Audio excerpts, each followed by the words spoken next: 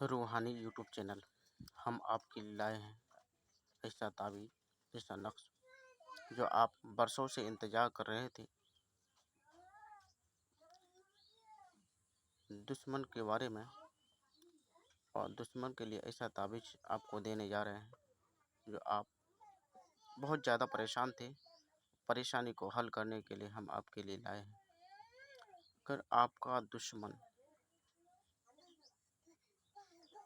बहुत ज़्यादा परेशानी करता हो या लड़ाई झगड़ा करता हो या उससे जगह ज़मीन के बारे में या कोई चीज़ के बारे में झगड़ा झुट्टी रहता हो, तो आपके ऊपर काम कर देता हो, तो उसको बस में करने के लिए हम आपको तरीका बताएंगे, पूरा जानकारी देंगे आपको और उसी तरह आपको तैयार करना है।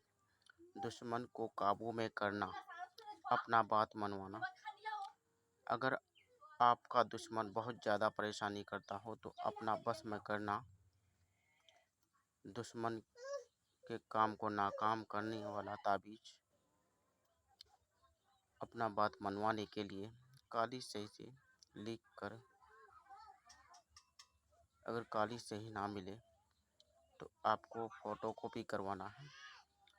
फ़ोटो कॉपी करवा करके ताबीज़ के नीचे अपना नाम, दुश्मन का नाम, दुश्मन के वालदा का नाम लिख कर,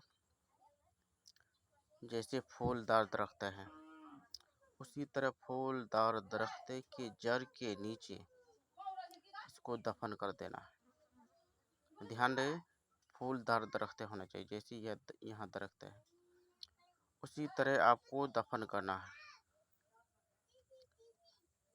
और लिखते वक्त दुश्मन का तस्वुर ज़रूर करना है या दुश्मन का नाम लेते जाना है। दुश्मन का नाम, दुश्मन का मार्ग, सिर्फ दुश्मन का भी नाम ले लीजिएगा तो चलेगा।